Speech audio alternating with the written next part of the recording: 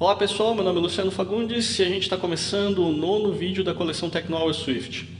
A aula de hoje a gente vai falar sobre o volume 7, o 7º livro da nossa coleção, que é a parte de métodos e propriedades. A gente deve começar então com propriedades. Eu já nem vou prometer mais se eu termino ou se eu não termino mais um livro só, porque toda vez que eu falo que eu termino um vídeo eu acabo fazendo dois. Mas a gente está cobrindo então o volume 7 da coleção Tecnohour Swift hoje. Bom, e para quem quiser comprar a coleção, eu resolvi deixar a coisa um pouco mais fácil. E eu vou começar a colocar aqui embaixo, vocês podem ver aqui o QR Code, que indica para vocês justamente o livro que a gente está falando nesse vídeo aula de hoje. Então, quem quiser comprar o livro lá na iBook Store, pode usar o aplicativinho, eu costumo usar o App Scan dentro do iOS. E dentro do iOS você consegue pegar, ler essa URL, ele vai levar direto vocês lá para a iBooks Store, onde vocês podem daí obter o livro, tá bom? Outra coisa que eu queria falar com vocês também antes de continuar, é que a gente está chegando, não vou dizer ainda no final, pelo menos na parte de vídeo falta aí pelo menos, mas eu chutaria mais uns 6, 7 vídeos aí para a gente poder terminar a coleção. Mas lá na parte dos livros, eu diria que eu sempre estou mais ou menos uns 2 na frente do que eu já lancei, então deve faltar aí mais uns 4 ou 5 livros no máximo para eu acabar a coleção da parte Swift. Então eu resolvi bolar uma enquetezinha, e esse outro QR Code que vocês estão vendo aqui agora não é o do livro. Esse QR Code que eu acabei de colocar, ele leva justamente para a página do Tecnohour, onde eu deixei uma enquetezinha justamente perguntando o que vocês gostariam de ver depois, tá? Porque eu tenho 3 assuntos na realidade que eu tenho interesse aqui, que eu vou acabar dando uma estudada, que seria o desenvolvimento de apps iOS, tá? Então, porque o que acontece? O que a gente viu até agora é como que a gente usa a linguagem Swift, tá? Então, vocês podem ver que a gente não chegou a criar nenhum aplicativo, mas isso daqui é o que dá base para a gente poder justamente dar um passo adiante, que é a criação de aplicativos. Então, seria uma das opções, que até agora é a que está ganhando, é justamente a criação de apps para iOS, que aí a gente veria justamente a criação do aplicativo em si, como é que a gente interage com o UIKit, como é que a gente usa o Cocoa Touch, esse tipo de coisa. O outro seria o desenvolvimento de apps Android, tá? Porque eu não pretendo fazer um curso sobre Java, porque isso daí já tem muita coisa disponível na internet, acho que não vale a pena gastar tempo nisso, mas eu poderia justamente partir para o desenvolvimento de aplicativos Android, se interessar para vocês. E outra coisa que eu quero estudar também, que eu vou acabar estudando em algum momento, assim que eu achar um tempo, é o Polymer, tá? Polymer, eu não sei se vocês já ouviram falar, mas o Polymer ele foi lançado nesse último Google I/O. Não, ainda foi lançado, Na realidade, geralmente o Google lança essas coisas há um bom tempo atrás, mas daí chega em algum momento que ele atinge uma certa maturidade e eles resolvem fazer o relançamento, digamos assim, Eles deixam um negócio mais público. Porque o Polymer ele já existe há um bom tempo, mas ele incluiu agora, teve um destaque especial no Google I/O desse ano, de 2014, onde eles mostraram toda a parte de linguagem visual nova que eles vão inserir no Android L, que seria o Android 5.0, eles já incluíram nesse Polymer. Então ele é programação para web, tá? Então é indiferente, não seria nem uma programação nem para Android nem para iPhone, mas a grande diferença dele, que eu achei interessante, que eu quero ver se eu aprendo mais para frente, é justamente o fato de você criar meio que aplicativinhos web. Então todos aqueles componentes que a gente estava acostumado a usar, que tem o esqueminha de lista, os tables view, tudo mais que a gente costuma ter em aplicativos móveis, o Google meio que criou uma biblioteca e portou tudo isso daí para a web. Então seria a criação de um web app que pelo menos vai parecer ou se comportar como uma app nativa, tá? É diferente do que a gente tem hoje, Porque hoje a gente costuma usar o jQuery Mobile, esse tipo de coisa, que eles dão uma carinha de app nativa, mas ele continua sendo ainda uma página web. Esse daqui não, o Polymer ele realmente deixa essa web app bem parecida com uma app nativa mesmo, com todos os componentes e tudo mais. Então eu deixei lá essas 3 opções para vocês. E se vocês tiverem alguma outra sugestão, tem também a possibilidade de colocar ali o outros. E daí vocês me sugerem o que vocês gostariam que a gente continuasse falando aqui no Tecnohour. Bom, então o recado está dado. E agora a gente pode voltar então para o curso propriamente dito. Então vamos lá. A gente vai começar então com a parte de propriedades. Propriedades armazenadas, Então vocês devem se lembrar que na aula passada a gente aprendeu a criar classes. Propriedades nada mais são do que variáveis dentro de classes, tá? Então, se a gente começar a criar aqui... Bom, não vou dizer só classes, né? Porque eu tenho que lembrar também que a gente tem estruturas e numerações. Então, digamos assim, propriedades são variáveis dentro de tipos. No nosso caso, eu vou criar aqui uma classe de teste aqui para vocês, só alguma classe. Então, aqui dentro, tudo que eu colocar aqui como variável ou como constante, as duas são variáveis. Então, posso colocar aqui uma let, nome, igual a Luciano. Posso colocar aqui uma var, sobrenome, igual Fagundes. Tá? Ok, então com isso daqui eu tenho duas propriedades. Isso que a gente está criando aqui até agora, né, que foi o que a gente viu também na aula passada, a gente vai começar a dar nome aos bois, tá? O que a gente fez aqui? Aqui a gente criou o que a gente chama de propriedade armazenada.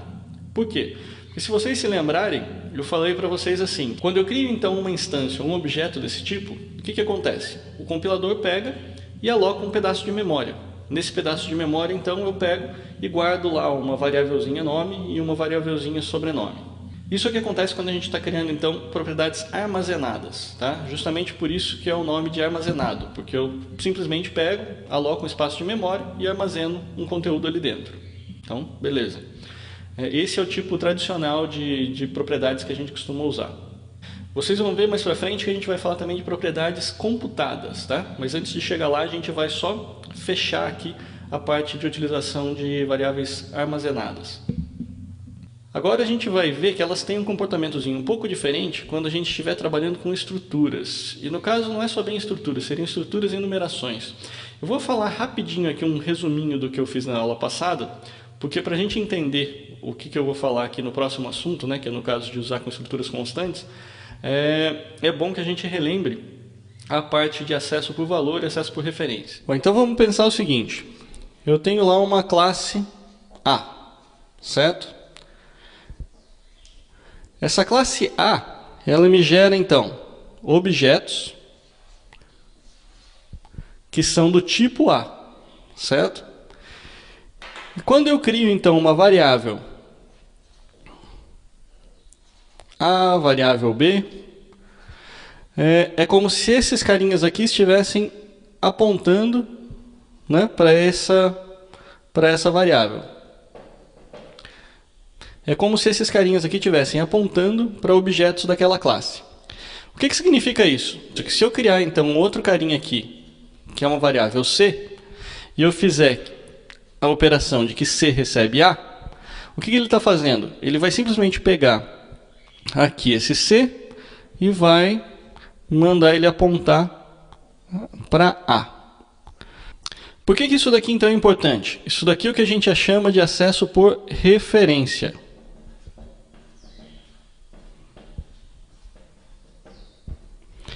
Por que isso daqui é importante saber? É justamente porque se eu resolver então acessar alguma propriedade de C, eu vou estar acessando a mesma propriedade de A. Então, significa que no fundo, em memória, esse cara aqui é exatamente idêntico, é exatamente a mesma informação que eu estou acessando, tanto através da variável A, quanto através da variável C. Tá? Isso daqui é o acesso por referência. E a gente precisa lembrar, então, que a gente também tem o acesso por valor.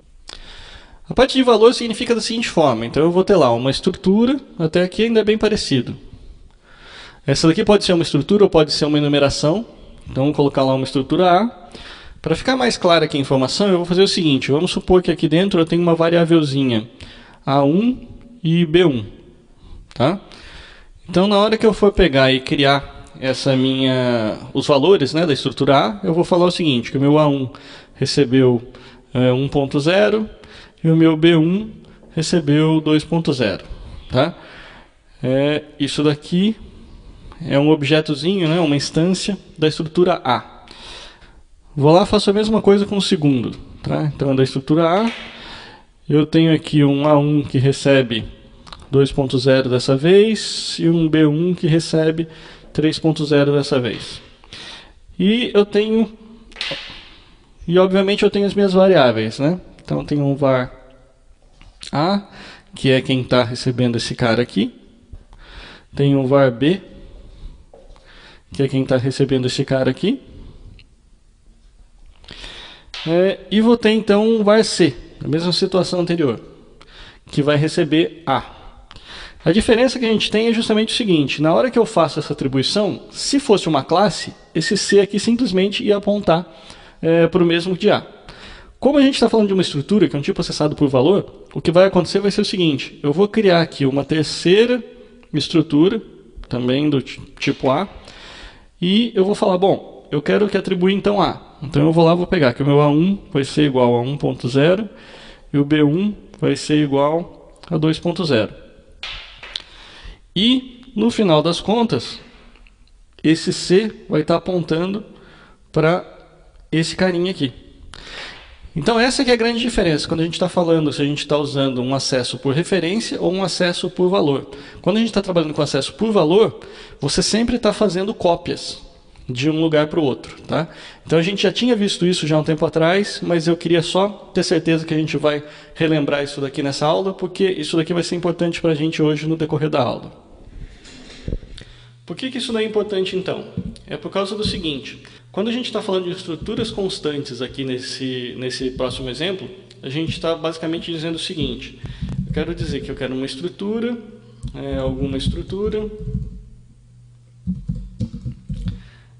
do mesmo jeito que eu tinha criado lá. Então eu posso colocar uma variável A1, vamos botar do tipo double, tá? Por quê? Porque agora, o que acontece? Eu tenho duas propriedades, que essas propriedades são variáveis. Mas olha só o que acontece quando eu criar uma estrutura constante, tá? Então aqui eu criei uma instância, né? Criei um objetozinho daquela estrutura e atribuí a uma constante A. Agora o que acontece se eu tentar fazer o seguinte, ó, A.A1 recebe 4.0. Aqui, ó. Vocês podem ver que me deu um erro. Por quê? Porque isso é justamente o que eu queria mostrar para vocês. Como a gente está trabalhando aqui com um tipo, né, que é acessado por valor, a partir do momento que eu criei da forma constante, eu não posso mais alterar as propriedades internas, mesmo que essas propriedades sejam variáveis, tá? Se eu tivesse criado aqui como var, né, então agora eu tenho uma instância que é variável, então aqui o erro some. Por quê? Porque daí eu estou dizendo para ele, não, esse daqui é uma variável, então a partir do momento que é uma variável, tudo que eu tenho internamente passa a ser respeitado. Agora, propriedades preguiçosas, né? Esse daqui eu lembro que eu fiquei pensando o que eu ia fazer quando eu ia traduzir isso daqui do livro da Apple. Porque o nome a gente já usa isso daqui já há algum tempo, né? No Objective-C também tem isso. Mas é que quando eu não estou escrevendo nada, né? Obviamente eu simplesmente digo que é uma variável lazy e para mim está tudo certo.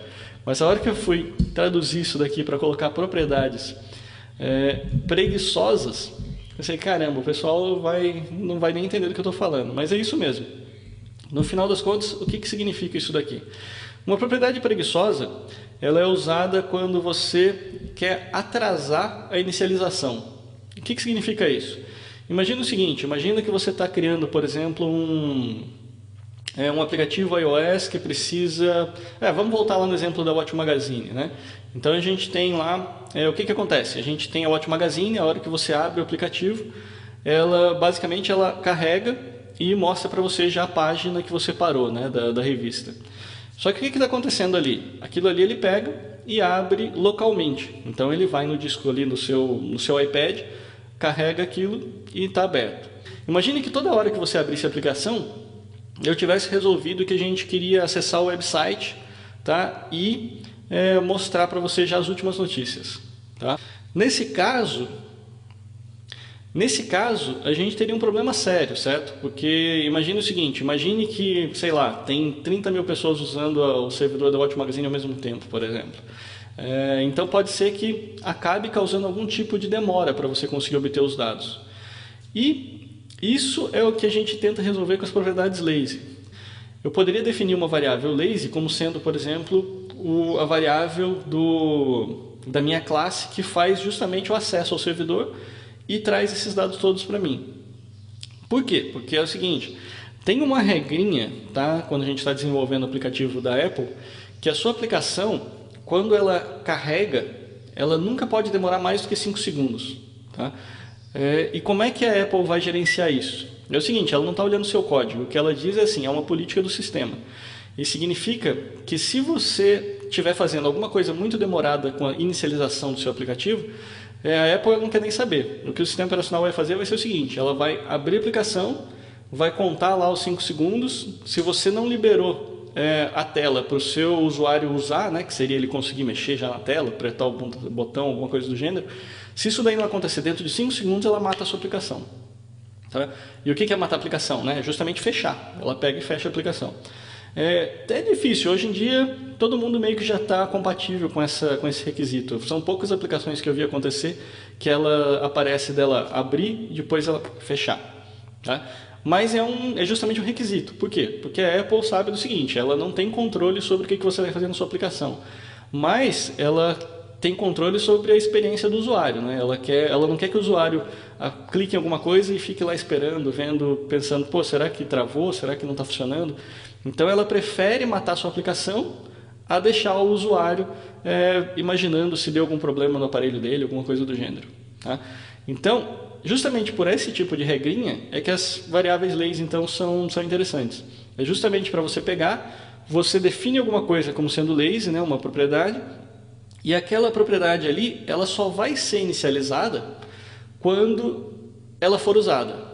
Então, nesse caso aqui, a gente pode usar um exemplozinho básico que ele fez de carregador de dados. Né? Obviamente, a gente não vai implementar um carregador de dados aqui, mas a gente vai criar o seguinte, eu vou criar duas classes, tá? E nessas duas classes, uma seria o carregador de dados. Então, dê uma olhadinha agora como é que ela fica quando ela é implementada. Ok, então eu acabei de criar a classe carregador de dados, que basicamente ela vai ser só um esqueletinho, né, para a gente poder fingir que a gente tem um carregador de dados de verdade aqui dentro. E nesse construtor, né, porque eu sou obrigado a colocar, eu coloquei um construtor aqui dizendo simplesmente conecta e carrega os dados aqui.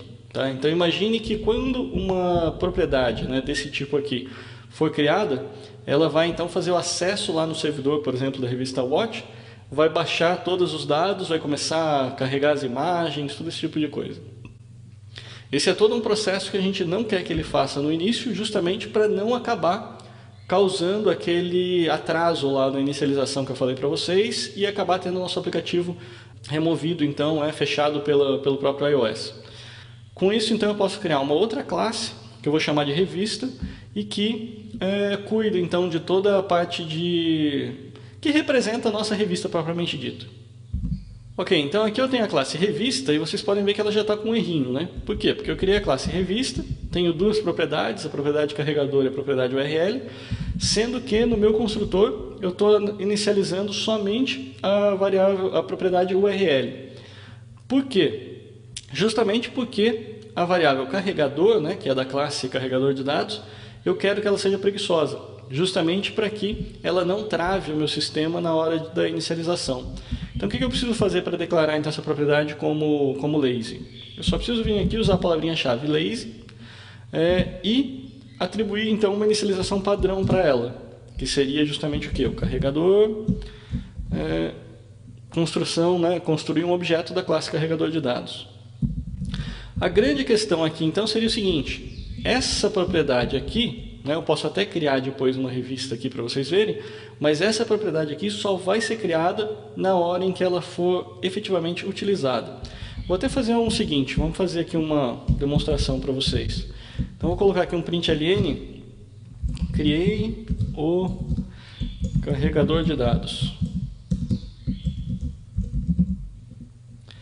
Por que eu coloquei esse println aqui? É justamente para vocês verem o momento em que ele vai ser criado. Porque olha só agora, eu venho aqui, crio lá uma variável R que recebe uma instância de revista. Então vocês podem ver o seguinte, aqui no meu console não tive impressão de nada. Por quê? Porque se eu olhar até mesmo no conteúdo, ele vai me indicar o seguinte, olha, a minha propriedade carregador, que seria essa primeira aqui, ainda está em new, tá? Ela não foi inicializada ainda. E a propriedade URL está inicializada bonitinho. Agora, e se eu quisesse então fazer o seguinte, eu vou chamar aqui r.carregador. Nesse momento aqui vocês podem ver que acabou de aparecer aqui em cima, criei o carregador de dados. Ou seja, no momento em que eu fiz a utilização, né, no momento que eu acessei a variável, foi o momento então que essa variável lazy aqui foi criada. Tá? Então, isso é para mostrar para vocês justamente a importância. E a importância principal disso é justamente você não carregar o seu processo de inicialização. Tá? É você garantir que quando o usuário clicar no seu íconezinho lá para criar um aplicativo, para abrir o aplicativo, esse aplicativo vai abrir e vai abrir em menos de 5 segundos. Tá? Depois que ele abriu, aí você pode demorar o tempo que você quiser. Por quê? Porque daí você consegue colocar lá um daqueles timerzinhos, né, que fica girando, né, aquelas rodinhas girando, mostrando estou carregando os dados, fazendo alguma coisa. Mas o importante a Apple não gosta que as coisas fiquem travadas, tá? Porque é justamente esse o diferencial do iPhone e do Android, por exemplo.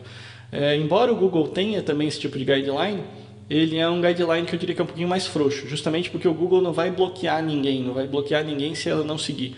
Mas a Apple não, a Apple bloqueia. Então o que vai acontecer? Se você pegar e fizer um aplicativo que o usuário vai lá, clica e a tela está travada, a própria Apple vai bloquear isso daí, não vai deixar você colocar esse aplicativo na App Store. Tá? Justamente esse é o tipo de teste que eles rodam quando você manda o aplicativo para lá.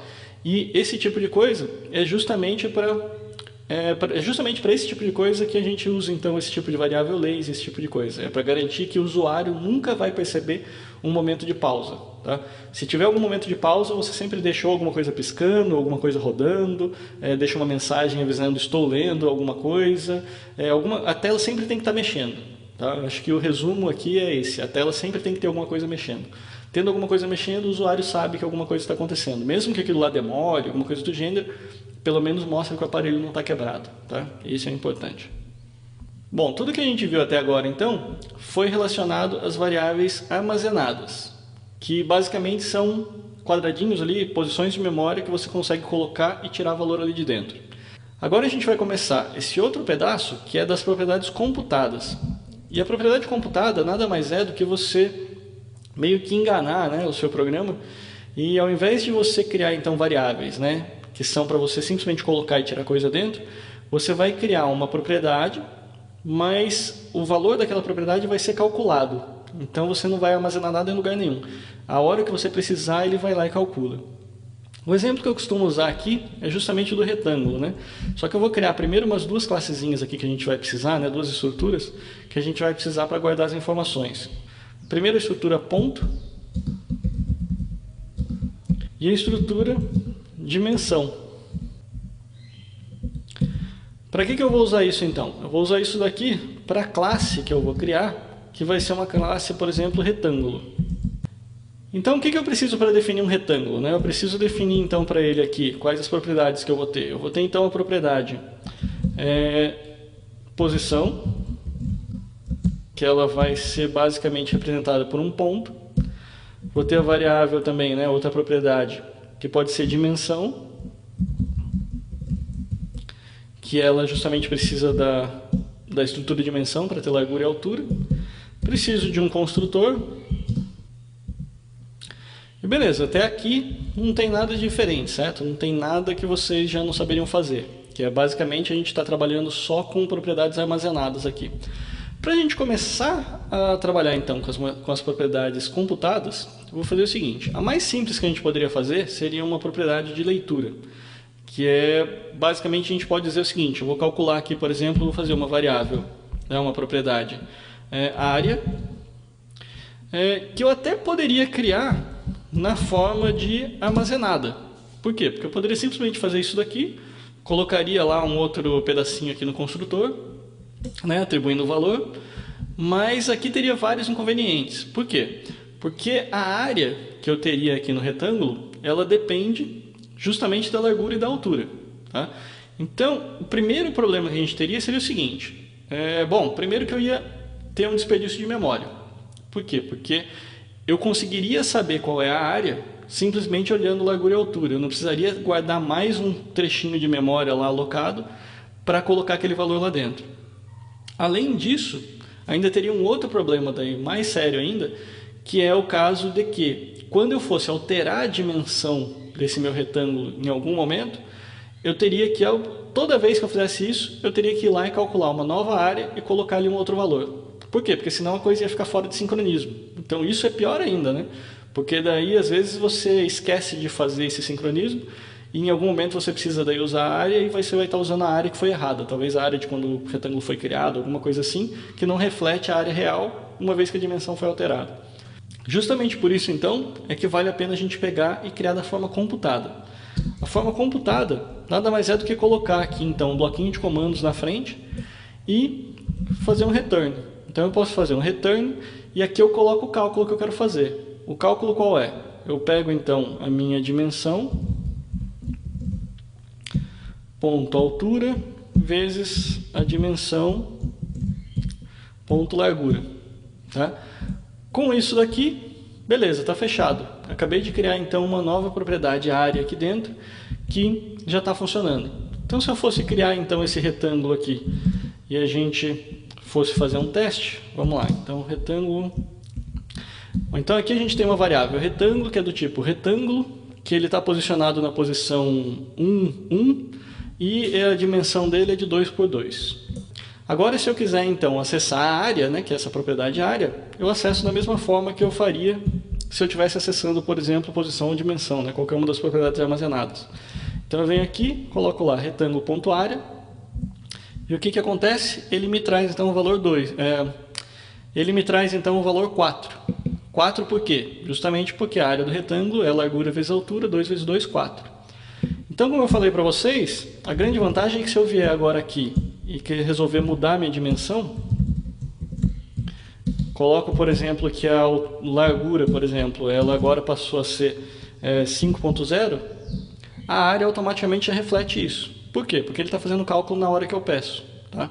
Então, essa é a grande vantagem. Você está, então, criando uma propriedade que ela é dinâmica. Ela é, então, calculada no momento que você faz o acesso. Esse daqui é a forma mais simples, né, de você criar uma variável computada. Agora, e se eu quisesse fazer uma outra variável, então que eu quisesse permitir que eu tanto acessasse, né, colocasse um valor lá dentro, quanto retirasse?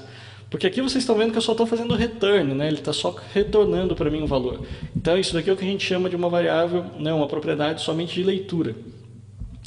Agora, eu posso preparar então aqui uma outra propriedade, né, que vai ser tanto de leitura quanto de escrita. Como é que eu faço isso? Vamos lá, então eu vou criar uma variável agora, centro.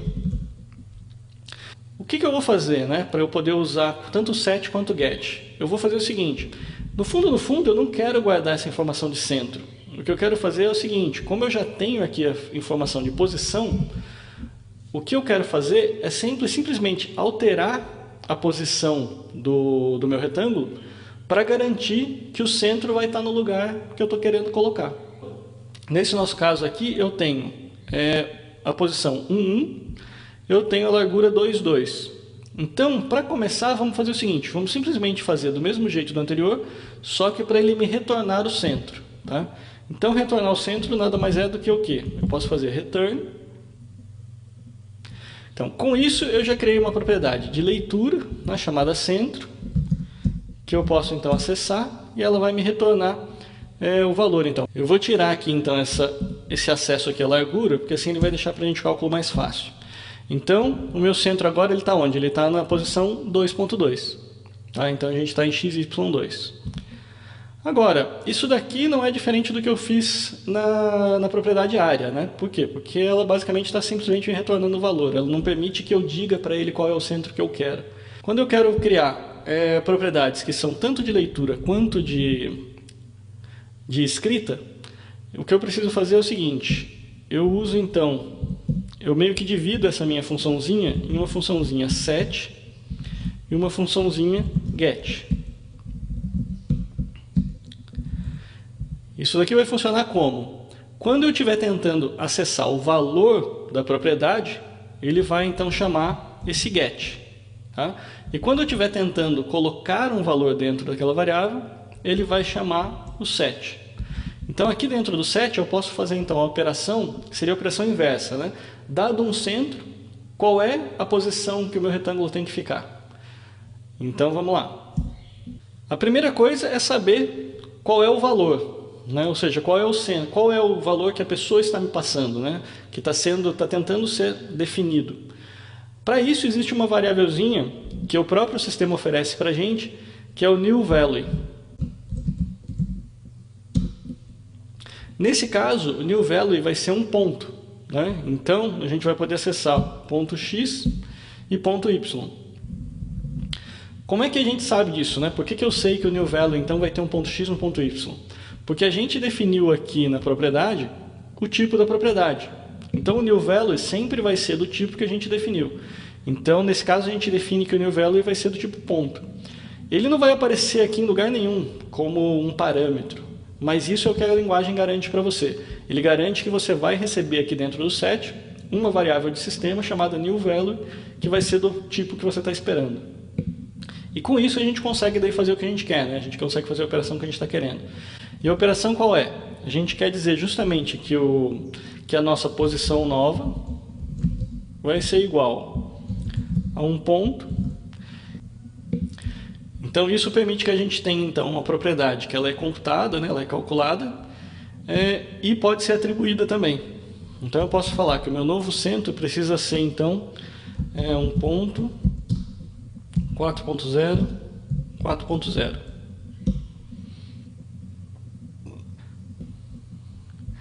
Não, olha só, aqui a gente teve um problema de sinal. Na realidade aqui eu falei para vocês que a gente tinha que somar, mas aqui ele está me levando para a posição errada. Na realidade eu tenho que subtrair, né? Então vamos tirar aqui Então a gente faz o new value menos a largura menos a altura, porque eu estou supondo que o meu ponto na realidade 0, 0, né? É lá no meu canto superior esquerdo da tela. Então agora, corrigindo isso daqui para ficar negativo, a gente tem aqui a seguinte situação. Eu setei um ponto central, então, que tem que ser na posição 4.0, 4.0, e agora ele me dá uma posição, agora sim, correta, que é na posição 3.0.3.0. Por quê? Justamente porque a minha dimensão é de 2 por 2, né? Então eu tenho 2 por 2, eu pego metade disso daí, somo, então ele vai me dar aqui a posiçãozinha 3.0.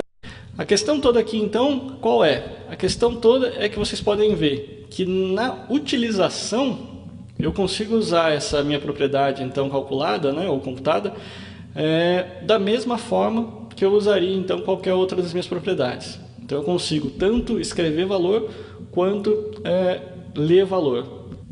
E, como eu já tinha mostrado para vocês, se eu quisesse fazer, então, somente de leitura, eu poderia colocar simplesmente o return ali dentro já direto, e com isso eu também já conseguiria fechar o assunto. Ok, então agora a gente vai para a parte de observadores. Tá? Observadores são na realidade métodozinhos que a gente tem para facilitar a nossa vida, né? O observador serve para a gente identificar o que está acontecendo ou o que aconteceu com uma variável, né, ou com uma propriedade. E nesse caso ele realmente vale inclusive para as variáveis. Tá? Eu poderia até definir um observador para uma variável qualquer e nem necessariamente precisaria estar dentro de uma classe ou de uma estrutura. Os dois observadores que a gente tem são o didSet e o willSet. O didSet é para ele indicar para você que alguma coisa acabou de ser atribuída. E o willSet, ele aparece quando alguma coisa está para ser atribuída. Tá? Como é que isso daqui vai funcionar? Vamos pegar a posição para a gente poder usar.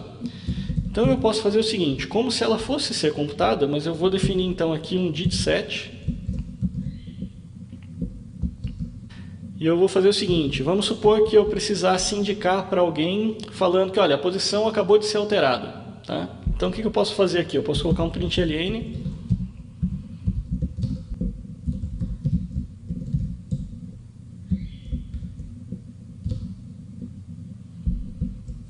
Aqui eu posso colocar então, nova posição aí eu coloco lá o x, vírgula, y, fecho um parênteses.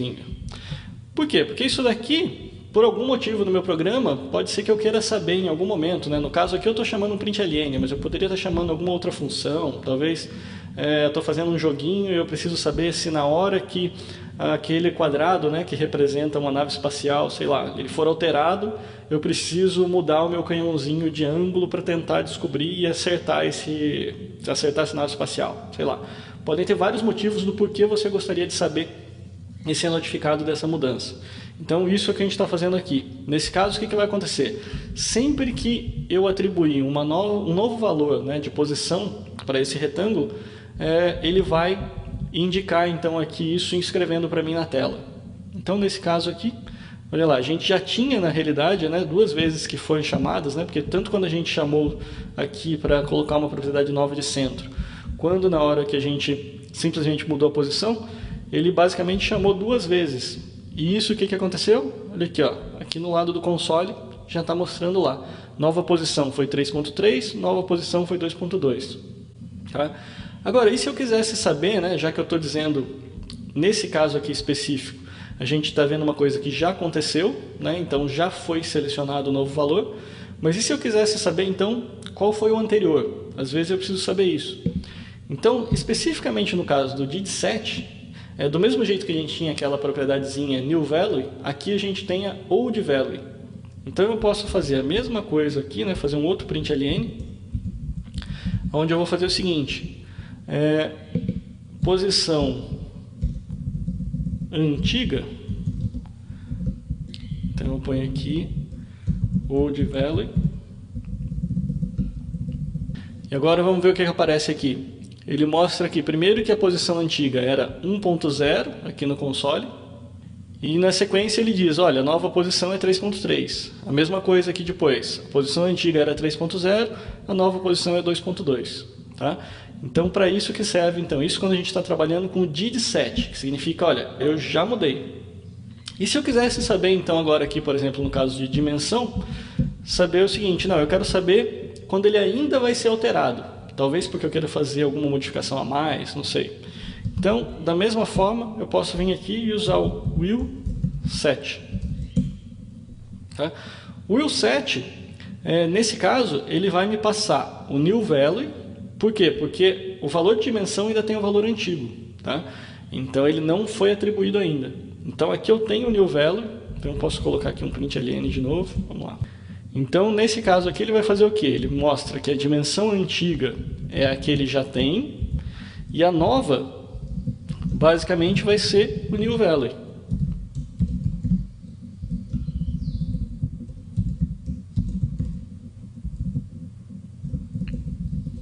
Então, agora a gente pode vir aqui embaixo, brincar um pouquinho com a dimensão, e com isso a gente vai ter as novas impressões também. Então, hat.dimensão. Então, com essa dimensão, vocês vão ver aqui que ele imprimiu, então, a dimensão antiga era 2.0, que foi a dimensão que a gente usou quando a gente criou, e a nova dimensão passou a ser 10×20. Tá? Então, esses são os 2 monitores, né, que a gente costuma falar em inglês, a gente chama de observer, né? São os 2 observadores, que eles são observadores, então, das propriedades. Então, essa daqui ela continua sendo uma propriedade armazenada, tá? Mas eu tenho, então, um observador que me indica aqui o did_set após o seu valor ser modificado. E já no caso do will_set, que é o exemplo que a gente usou aqui no dimensão, a gente fez o seguinte, que antes dele ser modificado, ele chama então o will_set e eu posso tomar então alguma ação com isso. Okay? Tudo que a gente viu aqui até agora são propriedades de instância. Tá? Que se vocês lembram, o que é a propriedade de instância? Para cada um desses objetozinhos aqui que a gente criou, a gente vai ter então as variáveis associadas.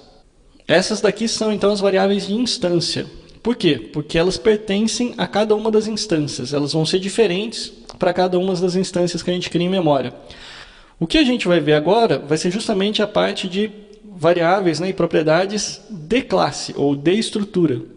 Que seria o seguinte, eu poderia vir aqui na própria definição de estrutura, eu defino um pedacinho dela aqui dentro e coloco uma variável aqui dentro. Tá? Por que isso é diferente? Isso daqui é diferente por causa do seguinte, nesse caso aqui, né, cada uma das bolinhas, né, cada um dos objetos que a gente criou, eles têm as variáveis próprias. Então eu tenho valores diferentes e tudo mais para cada um deles. Quando a gente pegar e falar que aqui a gente vai ter uma propriedadezinha, quando eu falar que eu tenho então uma propriedadezinha, né, aqui dentro da estrutura, que eu posso chamar aqui, por exemplo, um C1, com o valor 10.0, por exemplo, o que eu estou dizendo? Eu estou dizendo o seguinte, é como se automaticamente todas essas daqui tivessem um C1 também, mas o valor delas é compartilhado. Esse C1 aqui, ele é o valor C1 do tipo. Tá? Então isso daqui a gente usa justamente quando a gente quer ter algum tipo de valor, né, algum tipo de informação que é válida para todos os objetos da mesma classe. Tá? Então isso é o que a gente diz então, quando a gente está trabalhando com uma propriedade, que é uma propriedade de tipo.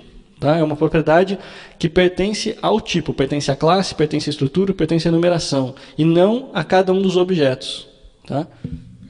Para criar então uma dessas propriedades, o que eu preciso fazer? Primeiro, vão ser duas formas diferentes, tá? Mais uma vez, por isso que eu expliquei no começo, de novo, aquela parte de acesso por valor, acesso por referência.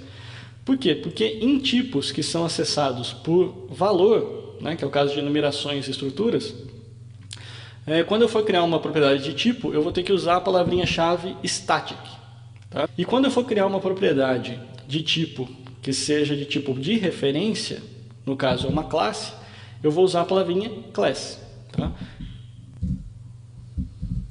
Então eu posso aqui criar, por exemplo, um ponto 3D. Agora, vamos supor o seguinte, que eu tenho então um centro universal, tá, de coordenadas. Então, sei lá, por algum motivo no meu programa, eu quero então deixar representado aqui que eu tenho um ponto x, y, z, mas eu quero dizer o seguinte, olha, ele é um x, y, z e ele começa nesse meu ponto do universo, tá? Então isso talvez eu vá usar depois para, sei lá, calcular a distância entre o ponto e o centro do universo, alguma coisa do gênero, ou queira deslocar ele depois.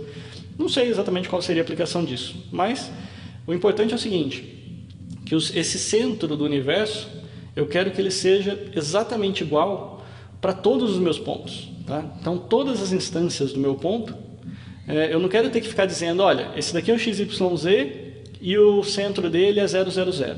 Esse daqui é o XYZ tal, o centro dele é 1. Tá? Não quero dizer isso. Eu quero dizer o seguinte, que todos os meus pontos 3D, independente de qual seja, todos eles vão ter um único centro de universo. Tá? Então eu vou vir aqui e vou fazer o seguinte, eu vou criar uma variável centro Y e centro Z. E eu vou fazer então o seguinte, eu vou dizer que esse cara aqui é estático. Como eles são estáticos, eles requerem que eu já comece com um valor padrão aqui para eles. Então eu vou colocar aqui para começar com 0.0. Para a gente poder testar isso, eu vou fazer o seguinte, eu vou criar uma propriedade aqui calculada, que vai ser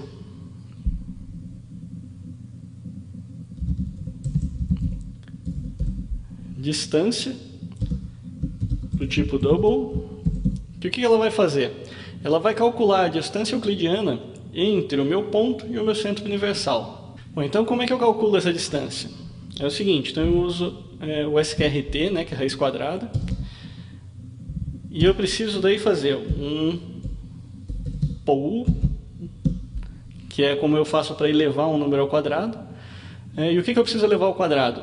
Eu preciso elevar ao quadrado justamente, bom, se é ao quadrado, já vou colocar aqui 2.0, né? E o que eu preciso elevar ao quadrado? Eu preciso elevar ao quadrado o centro x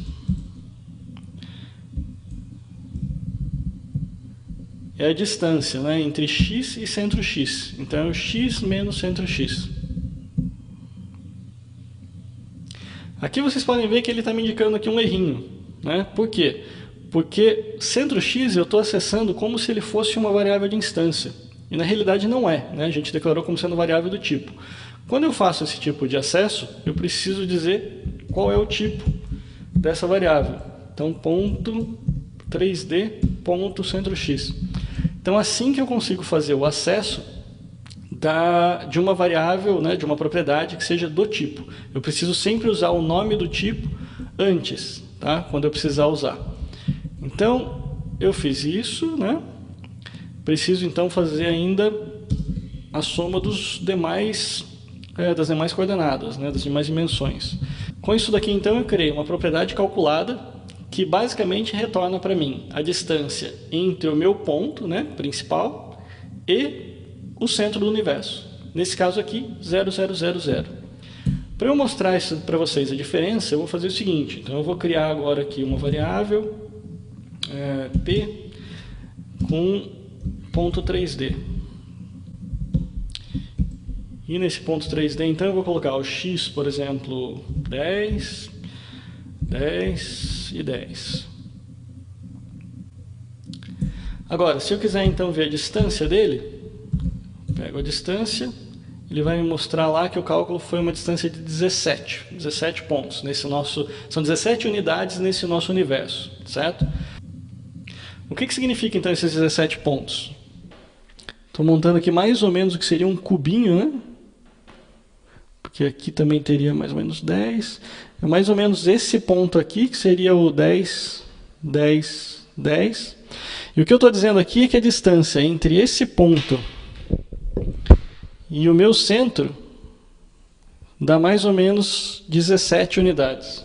Tá? Isso é o que a gente está representando ali até agora. E o que a gente fez quando a gente definiu aquela história do centro? A gente definiu o seguinte, que esse pontinho aqui é o nosso ponto que hoje está 0, 0, 0. E o que acontece? Todos os pontos 3D que eu criar, eles vão estar usando esse sistema de coordenadas. Agora, vamos supor que em algum momento eu resolva dizer que não, olha, o meu ponto 0 está aqui em algum lugar, ou está aqui. Então, você vai concordar comigo que, independente de onde eu disser que esse ponto 0 está, essa distância então vai mudar, porque daí ele vai ter que calcular então essa distância não mais daqui até o 0, mas daqui até esse outro ponto 0 qualquer que eu disse. Para a maior parte das pessoas que não está interessada na parte matemática da coisa, basta vocês saberem então que a gente está fazendo um cálculo de distância. E nesse nosso caso, o que a gente vai fazer? Se eu criei então um segundo ponto, né? Vamos lá. Agora eu vou criar um segundo ponto, que vai ser o ponto P1, que vai ser então na posição 12, 15 e 19. Então eu tenho o P1, a distância vai me dar então um outro valor. Agora, o que eu quero que vocês percebam é o seguinte, a gente teve então na primeira distância 17, na segunda distância 27. São pontos diferentes. Esse XYZ aqui está sendo armazenado então na instância, em cada objetozinho que eu criei da classe da estrutura ponto 3D. Agora, se eu vier aqui e resolver que eu quero mudar então o meu centro não é mais 0, 0, 0, fazer aquilo ali que eu mostrei para vocês, mudar, deslocar ele para algum outro lugar, eu posso vir aqui e fazer o seguinte, ponto 3D, ponto, centro X, ponto 3D, então eu vou atribuir aqui outras variáveis para ele. Hoje ele está em 0, 0. Vou colocar então aqui que ele vai passar para 5, 5, 5. Então vocês podem ver que automaticamente essas distâncias aqui mudaram. O ponto é exatamente o mesmo, x10, 10, 10, 12, 15, 19. Mas como eu mudei esse meu ponto universal, digamos assim, a distância entre eles foram agora alteradas. Uma está 8, essa daqui ficou mais perto agora do novo ponto central do que essa daqui que agora está em 18 pontos. Se eu mudar de novo isso daqui, virar 51, 51, 51. Olha lá, as distâncias mudaram novamente. Então, eu posso até colocar também o valor negativo aqui, por exemplo. Com esse valor negativo, olha lá, os dois ficaram quase que a mesma distância desse novo ponto central. Então, isso que eu queria mostrar para vocês. Mostrar que uma variável estática, né, ela funciona na realidade como sendo um pedacinho de memória, mas que ele é compartilhado por todos os objetos. Tá? Então, eu não tive que mudar a coordenada central do ponto P e nem do ponto P1. Quando eu fiz essa modificação no tipo, ele modificou de todo mundo. Tá? Então, esse é o exemplo que eu tinha para vocês. O exemplo que a gente poderia seguir aqui seria o exemplo também de fazer uma classe. Tá? A única diferença do que a gente fez aqui, se a gente fosse criar uma classe, é que, obviamente, né, o ponto 3D seria uma classe, e aqui, em vez de static, a gente estaria usando class. Tá? Então, é a única diferença que a gente teria se a gente fosse trabalhar com uma classe. Bom, com isso a gente encerra então a parte de propriedades. A parte de métodos, eu vou deixar então para o nosso próximo vídeo. Ok? Está encerrado. Converso com vocês então na próxima videoaula da coleção TecnoHour Swift. Abraço, até mais.